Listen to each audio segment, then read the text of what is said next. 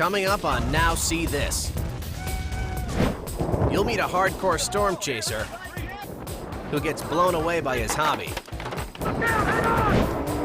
You'll see why boats were made to run on water, not through the air.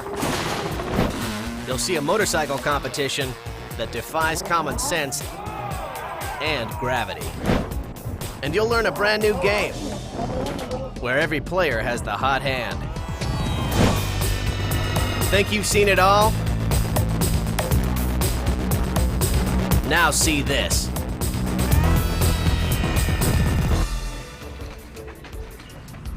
This man is an expert with nunchucks. He spent years perfecting his act, pushing it to the limits with every turn. I started the martial arts when about 1973 when I saw Bruce Lee up on the big silver screen. It just impressed me so much. I just wanted to be the best there was. Lee Barden did become the best and earned a reputation as a colorful performer. But he wanted more. I started using fire in my martial art act about 4 or 5 years ago.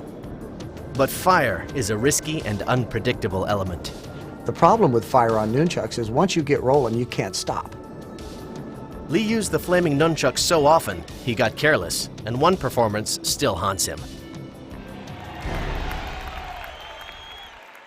That night, we were trying something different. We were going with a theme, so we decided the devil went down to Georgia. I thought, what a great idea to put my fire chucks in a pan. My assistant was going to light the chucks, and I was going to pull them out and start the routine. But everything that could go wrong does.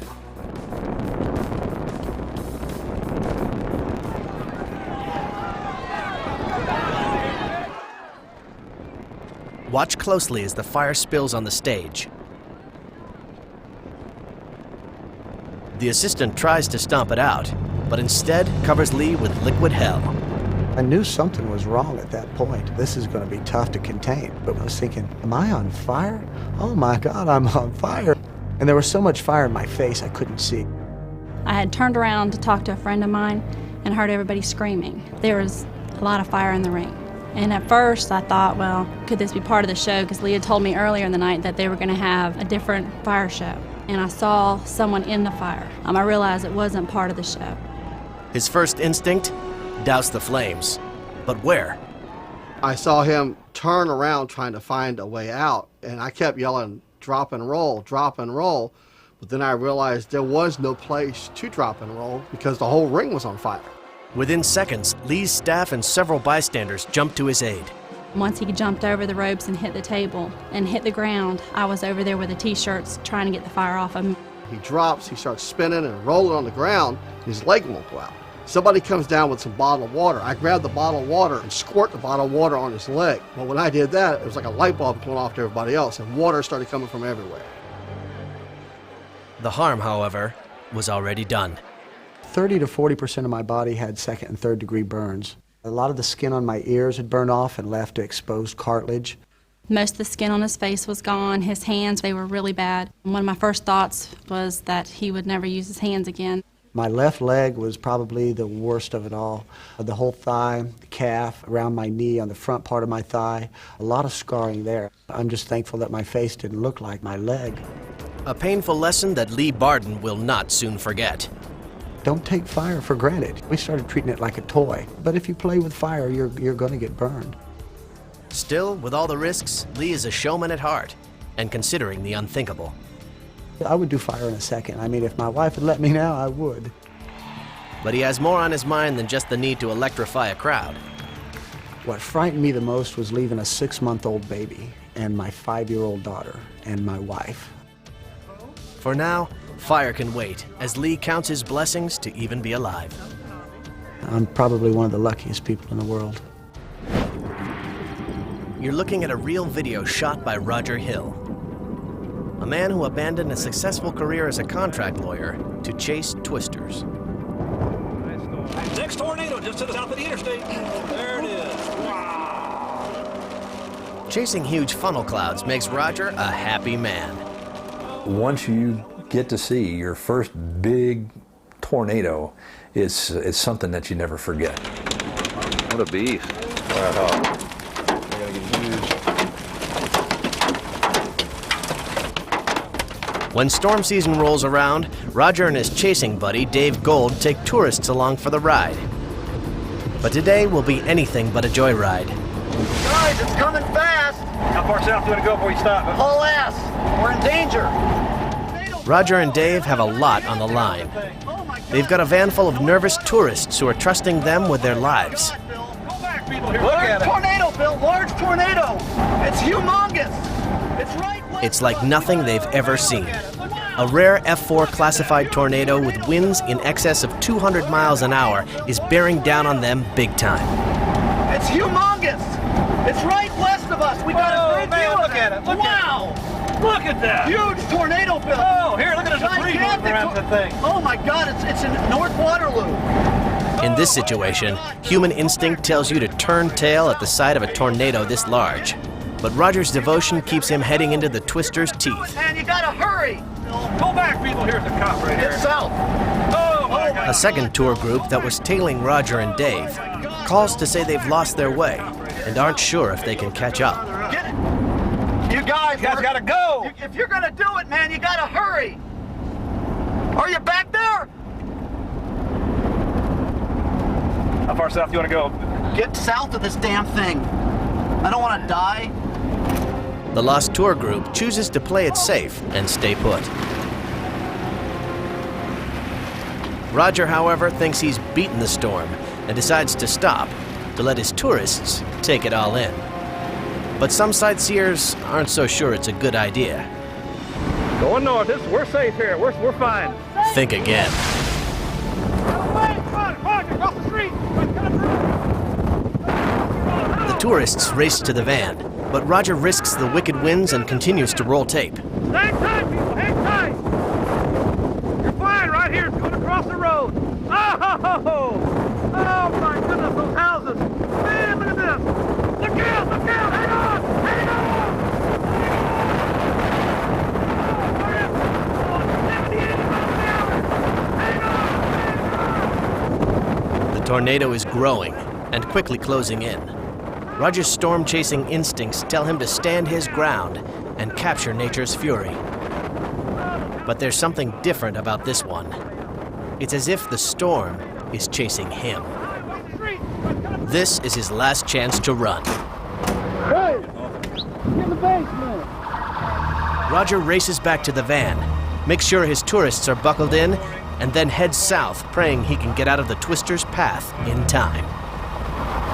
Hold for me.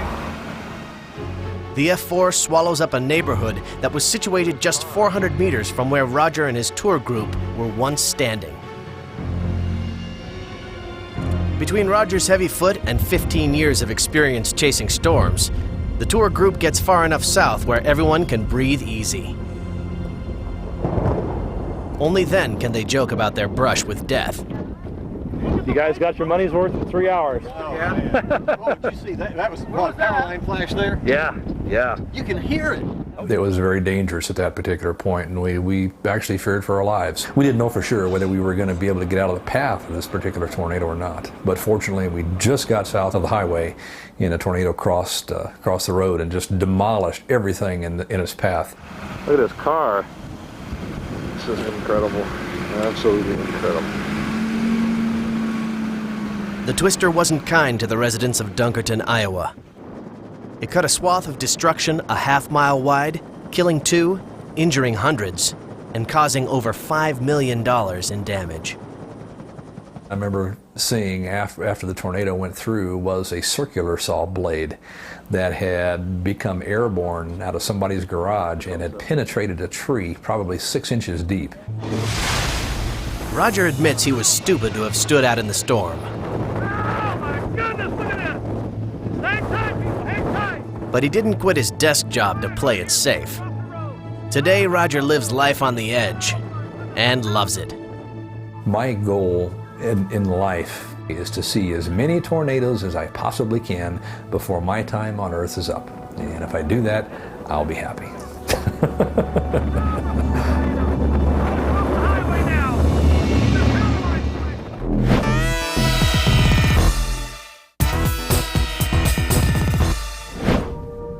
When a deer is chased onto thin ice by a hungry coyote, Some people in Nevada call it nature's way.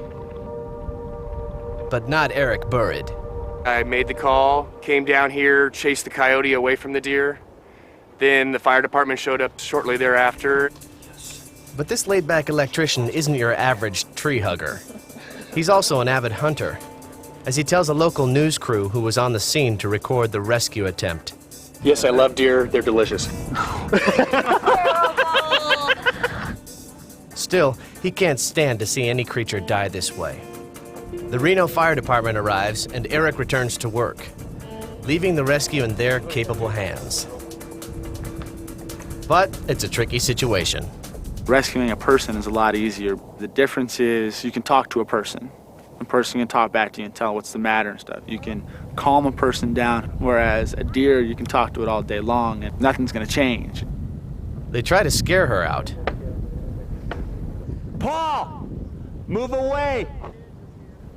That fails. They try to snare the frightened doe. She lunges, bucks, and fights. But at last, after 2 cold, wet hours, the team finally removes the deer. Against her will. A game warden and a local veterinarian check the shivering doe. She's fine. However, she isn't very grateful. Or bright. Here we go again. The veterinarian said, you know, you can go ahead and pack up your stuff and leave. There's nothing wrong with the deer. It'll come out all on its own. The fire department leaves. The rescue is officially finished, but the camera crew stays, sensing that the story is not quite over. They were right. On my way back from town again, I saw the deer out in the lake again. So I went home, got a pair of waders for me and my buddy and my rope. It turns out Eric and his friends have recently discovered a new weekend pastime, playing cowboy. I rope cattle, and I'm into roping quite a bit, and tried to rope it with the best of my ability. And to make things even more challenging, he'll attempt this feat with an injury he received only 3 weeks earlier. I just wanted to make sure I didn't get hurt some more because I had a broken collarbone. So, bum shoulder and all, Eric wades through the ice, lasso in hand. But why would he care so much about this one deer? You don't want to see the thing just sit out there forever. He throws the rope. She dodges it. He tries again, and misses again. But on his 3rd try, Eric finally snags the unwilling victim and drags her back to dry ground. But this bull-headed deer has been here before. Only this time, she does the smart thing. Heads home with a strut in her step. The official rescuers are impressed. If Eric hadn't come down here to save that deer, the deer would have died. For Eric, the satisfaction of a job well done is enough. And it's a good thing, considering this Bambi's bad manners. The deer never thanked me, you know. This hill can make you a king or eat you alive. How about that?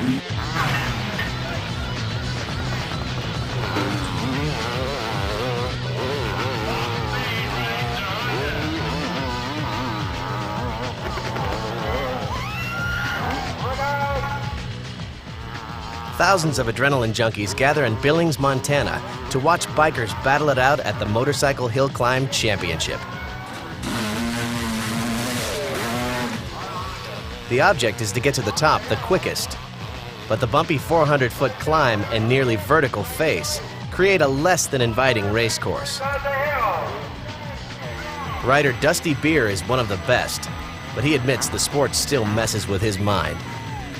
And when you pull up to the line and you're getting ready to go, you're looking and thinking at about 100 different things all at the same time. You have so many things to worry about. There's the balance, there's the big hole shot, there's the speed. It's like a controlled mass confusion.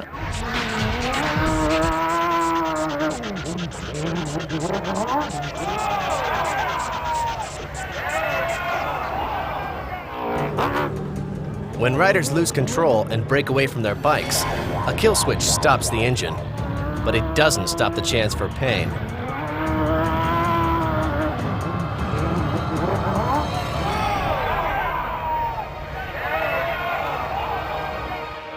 A catcher, whose job it is to stop runaway bikes, gets pounded in the process.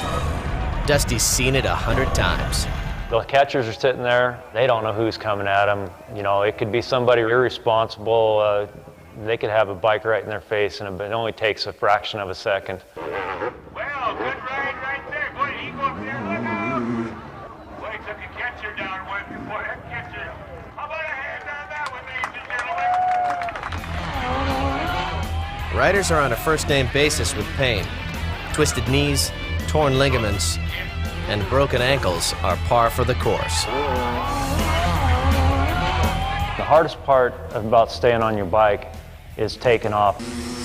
The bikes have so much power and so much traction, they accelerate so hard. These bikes are bigger and badder than anything you can buy off a lot. Riders soup them up with twice the horsepower and special tires that can chew up mountain dirt and any unfortunate flesh that comes into contact with them. But a beefy bike does not guarantee a win. Only 1 out of every 10 riders reaches the top to bask in the glory. On this day, Dusty wins and takes home a big cash purse. He says all it takes is momentum, speed, and guts to be named King of the Hill.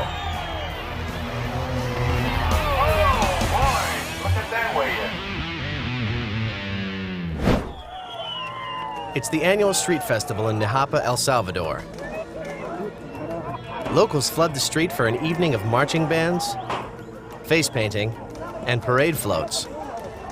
But this is where all similarities to your standard town festival end.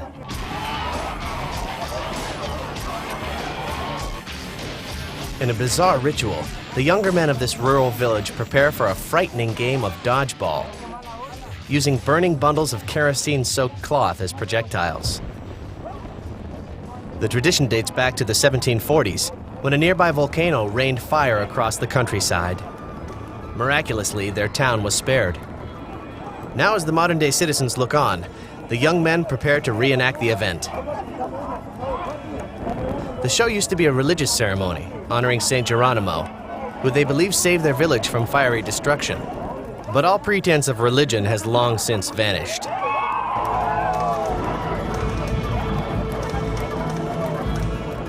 Instead, this outrageous spectacle has become a rite of passage for male teens. The age range is quite specific. You must be old enough to hold your own in this dangerous sport, but not yet old enough to know better. And as for rules, there are none. The boys divide into 2 sides at random. After that, anything goes. The game lasts until everyone is too tired or too wounded to continue. Despite the flame-throwing fury, this year's festival amazingly sees no injuries among the townspeople.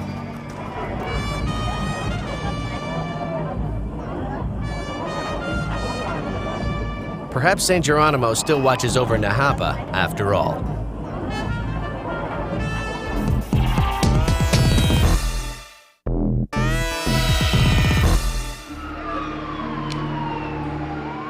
Terror seizes an apartment complex in Des Moines, Iowa. Moments ago, residents fled for their lives when a hail of bullets ripped through the walls of several units. Now police have Anthony Handy cornered in his 3rd-floor apartment. With a 5-year history of drug violations, he's a known troublemaker, but his reign of destruction is just getting started. He's just throwing stuff out the windows. His girlfriend told police she walked out while he was getting high. Left to himself, he turned violent, and negotiating with someone on drugs is virtually impossible. All right. Big problem. As books and furniture rain down on officers, the suspect suddenly appears at his window, brandishing his weapon. The message is clear. Going in now means shooting it out, a situation police hope to avoid. It's a classic impasse, and authorities prepare for the long haul. Officers coordinate positions around the perimeter and in the hallway outside the apartment.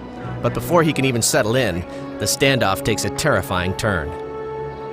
He started a fire. I think he's caught it on fire.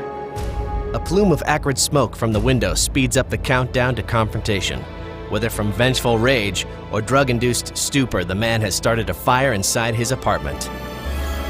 But the smokier the apartment, the clearer the suspect's head. And he soon realizes he's in trouble. He can't get out.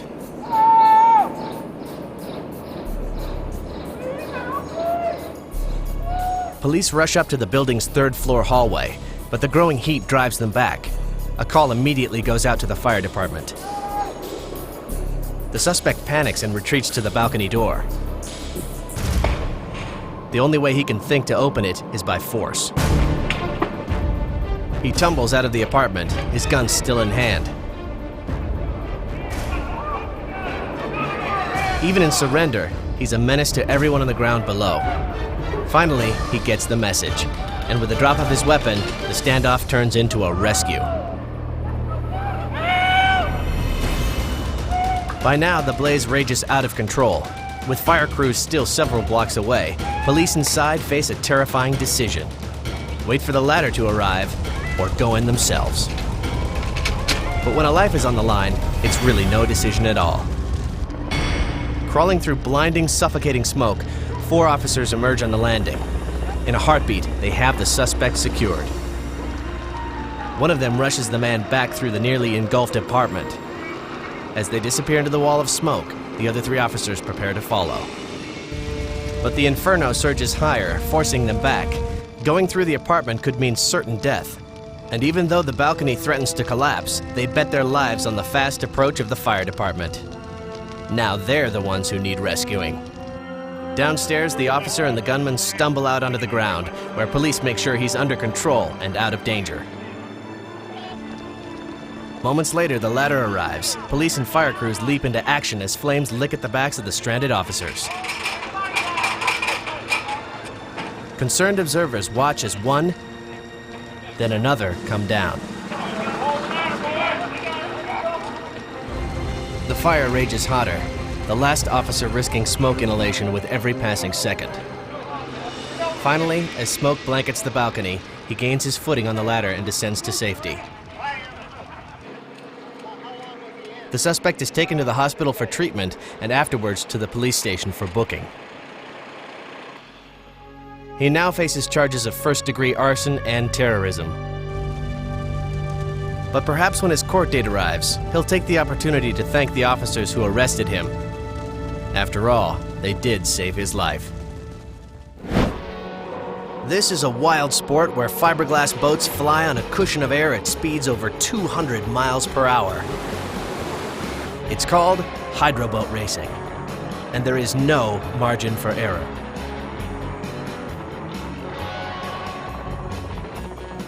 Today, champion racer Dave Promnitz is in Bakersfield, California for the national finals. Tomorrow is his birthday. Dave hopes to celebrate with another victory, but he has a major surprise in store. He fires up his nitro-fueled drag boat called Just Another Toy. Now that's an understatement. In a qualifying heat, he rockets into an early lead. Within seconds, Dave tops out at a heart-pounding 220 miles per hour, but something breaks down. The boat becomes airborne. It breaks into 1,000,000 shards of fiberglass, somersaulting down the race course.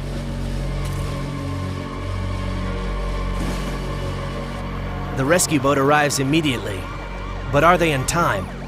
The crowd awaits the word if they've retrieved Dave or just pieces of him.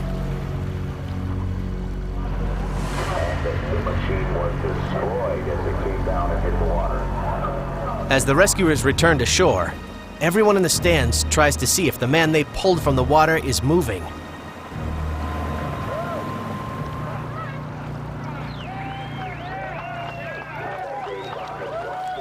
Not only is he alive, but Dave doesn't even have a scratch.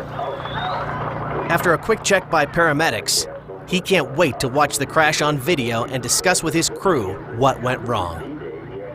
I didn't really know what it did until I watched video of the pass, and you can see that it looks like it sheared the shaft right off of the back of the strut. In layman's terms, part of the propulsion system breaks and the boat cartwheels into the air.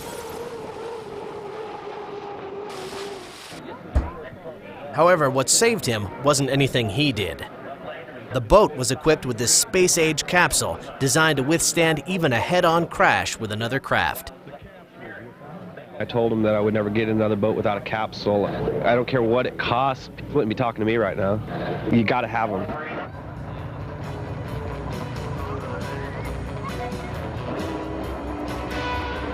It's proof that just because you're a thrill seeker doesn't mean you've got to take foolish risks.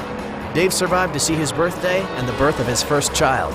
He's got more to lose now, so he gave up racing hydro boats for something a little safer: top fuel dragsters.